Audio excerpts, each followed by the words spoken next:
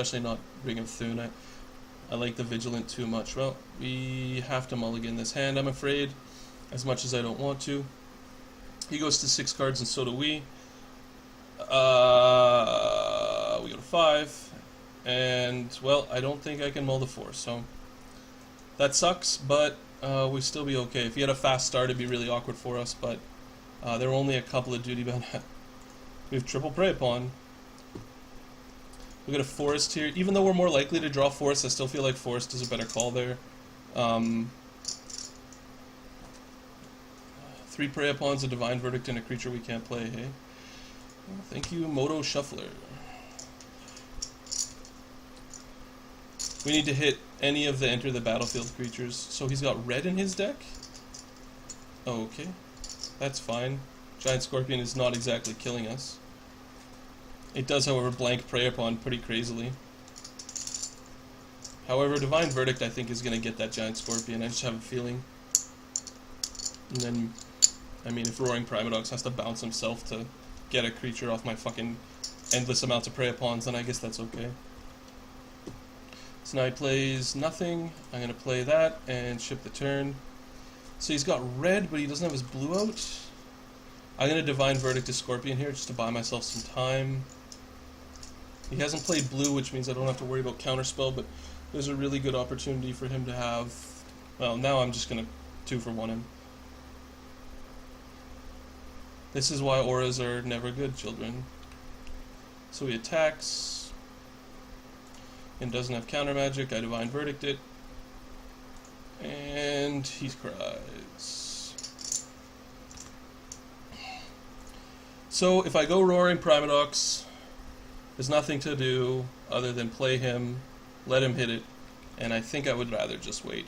If he goes like this turn, like a 3-3, and then I go Roaring Primadox, Prey Upon it, I feel like I've done okay. This guy looks like he has my deck from last time. Aven Squire, I doubt that my Aven Squire is going to live. Yep, and I was right. Maybe it would have made more sense to bring Revive in, just to bait out his all his murders and then get in there. He could sign in blood. I mean, I still feel pretty good if he hit triple Prey Upon, and all I need is a... That's kind of a funny one. Because I feel like Roaring Primadox is going to hurt pretty bad.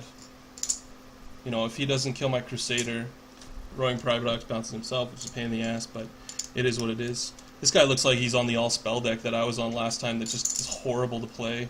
So if I play Roaring Primadox and bash, he's likely going to murder my Primadox, so I think what I do is I go for the 1 damage here.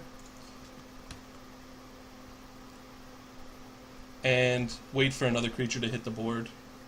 Which I'm fine with, like... I mean, he obviously has something he wants to play.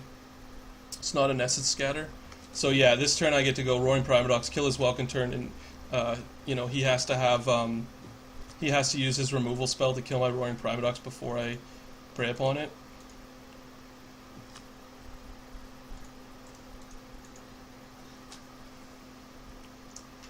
I guess, I don't know what happens if he actually goes and murder my Primadox. I'm not 100% sure what, how that works, if I still get there, or if it 2-for-1s me. I guess I didn't think about that. Yeah, it counters the spell. That sucks. Oh well. I mean, it's pretty obvious that he had that murder, and so maybe I should have just played around it. Be super good if I got a Bond Beetle here. Better if I didn't throw away, let him get a 2-for-1 off murder. Sucks that Prey Upon is an instant, because I could have came out even on that if it, or a sorcery, I could have came out even on that if it wasn't. Run that into a counterspell, seems pretty bad. So I'll just trade hits here. He's going to catch up eventually, but I can always Prey Upon his Welcome Tarn away from with my Crusader. What I'd really like him to do is to tap out, tapping his blue mana. Yeah, well, that is really awkward. So there you go. I was playing against Mind Rot before. I didn't. I got hosed by it. Now you guys understand why to play against Mind Rot. Why you should always hold land based off of what you have, because I just basically lost double prey upon for a fucking shitty ass black card that I would never play, and I did it again. So here I think we're pretty dead off of that Mind Rot. So if he has Essence Scatter and he gets our Sentinel Spider, I think I just concede. See, it's really bad when you make the read, you know the read is there, and you play into it anyway. That was just me tilting because I got Mind Rot for double prey upon when I have more land out than I needed. But our deck still has pretty decent. Our deck still plays pretty decent from behind, so I'm okay with that. I think I'm just gonna. He doesn't seem like he has any creatures, so I'm fine Oblivion Ringing the turn. Unless he's playing against my Oblivion Ring, in which case then that's bad, but there's not much enchantment hate in the 2 colors he's in, and his deck doesn't seem like it has a lot of gas versus ours. Bit of a misplay there, should have played my Bond Beetle. So he's going to remove my Crusader, really? Oh. Alright, well it wasn't a misplay at all then. Playing a Downpour out like that, like, man, does he have another Essence Scatter? Oh, Jesus, I was going to be like, if he had another Essence Scatter there, maybe I should have put the token on my Bond Beetle just so that Crusader of Orderic doesn't draw enough ire for him to use. He's already got double Murder in the yard. Who knows? But I really would just like to apply pressure as much as I can, since we're sitting here hellbent. He's got 3 cards in his hand, quite possibly one in which... Well, that's not really doing what he wants it to do. This is why, like if you're ahead, these cards just kill you, but if you're behind, I think I'm going to hold my Sentinel Spider. I'd rather see him tap out and not get hosed by Essence Scatter again. I'm fine right now. He has 2 cards in hand that don't actually do anything, and if I'm right, they're probably like Downpour and whatnot. So I'll hit him. I'm going to put a Deadly Recluse out, because I'm definitely, at this point, I definitely want to fish that counterspell out. Because I know he's got it, because he's sitting here tanking. Alright.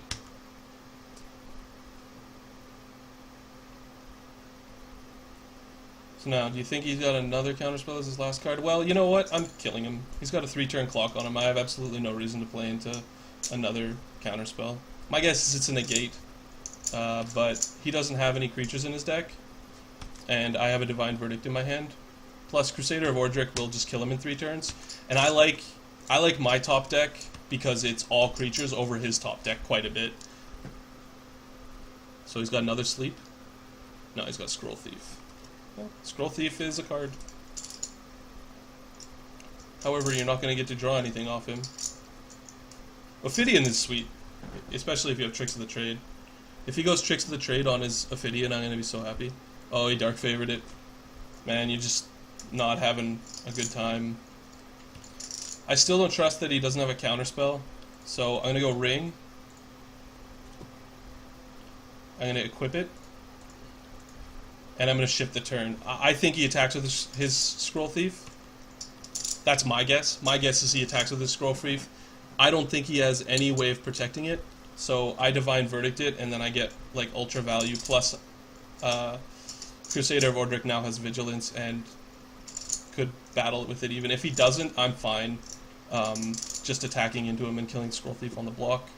So he's going to attack.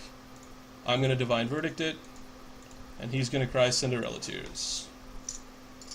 One of the things I've learned from... I mean, he might have Unsummoned, but that still doesn't seem very good. Just can play out his hand to Downpour.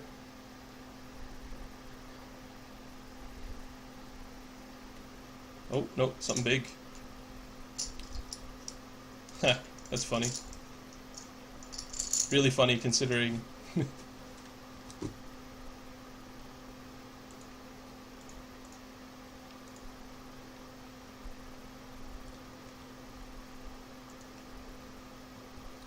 I would have waited. But, you know, it is what it is.